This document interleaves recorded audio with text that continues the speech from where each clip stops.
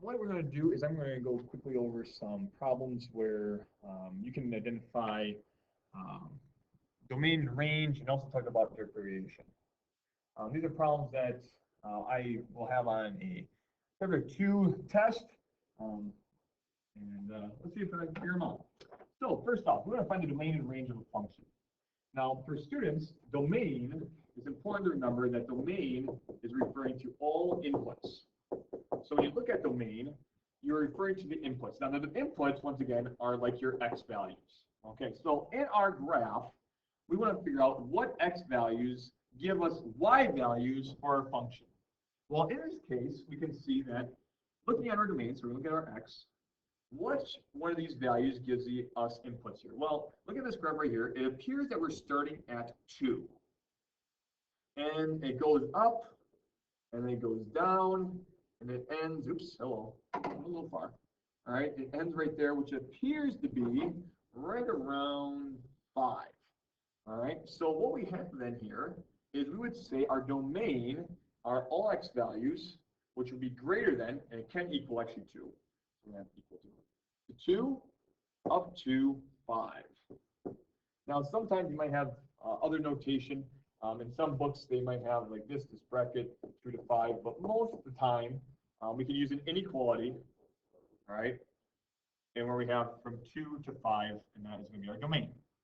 Now, our range, hopefully we know, is our range refers to our outputs, okay, our outputs. Our outputs are traditionally the y values. So what is the range? So when we look at our range, we're going to figure out, okay, right here, when we plug in 2, we see this is our lowest value, all right? And as we go up here, which appears to be right around 50, I think, 50, and then we go down. So where is the range? Well, the range is between our highest and lowest values. Well, our range then here, if we look at our y values, is all values between 20 and 50. So we're going to go over here. So y is going to be between 20, all right, it's going to equal 20 as well, and can equal 50, all right there. And that's how we can find domain and range using a graph.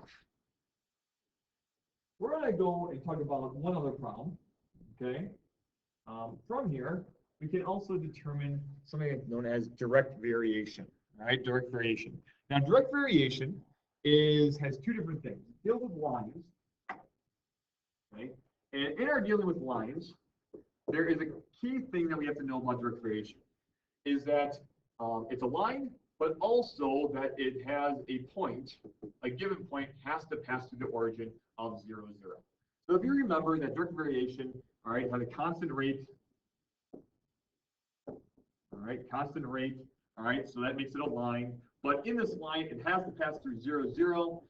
That is the key thing to remember about direct variation, all right, direct variation of a function. So which one of these equations uses direct variation? Well, the first one we see right here, if you know y equals 5, and you graph this out, y equals 5 is actually a line. So that's good. All right, so it meets the first thing. All right, our line right here, it has, it's actually a horizontal line, and it passes through 5. So 1, 2, 3, 4, 5 right here. And so we have this line, horizontal line, y equals 5. Well, does this have a point of 0, 0? Well, since it's a horizontal line, it just passes through 5 all the time. It actually has a line intercept right here of actually 0, 5. So the answer is no. Because this does not pass through 0, 0, this is a no. This is not direct variation. Does not work out. The next one we have right here is 3x minus 2y equals 2. All right, well, once again, we can solve this. We can subtract 3x to the other side. We have plus 2 equals negative 2y. Divide by the negative 2, and we have 3x divided by 2 minus 1. All right, well, here, once again, we have a line. All right, so it fits the first criteria. However, does this pass through 0, 0? Now, to figure this out, we can actually plug in 0, 0 to see if actually to solve it. All right, so to test 0, 0, just plug it in. So I'm going to plug in 0 in for y, and plug in 0 in for x. And what we get then is actually 0 equaling negative 1. Well, Well, that definitely isn't equal. So guess what? It 2 does not pass through 0, 0. So this, again, is no. This is a line, but not direct variation. Well, our final one, right here, is negative 5x plus 8y equals 0. Well, if I solve this, I have 5x of 8y divided by 8. I have 5x over 8. All right, once again, this is linear. All right, so it is a line. So it passes the first test, so it's a line. And does it pass through 0, 0? Well, once again, let's test it by plugging in 0, 0 for a point. So 0, 0. Yeah, that's a happy face. All right, so that does work out. So guess what?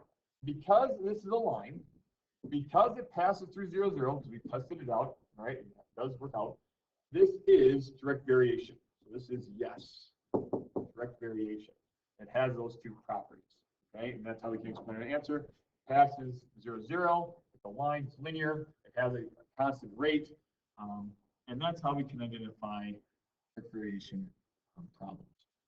I hope this helps you out with certain problems with domain and range, and also some. Good luck, God bless.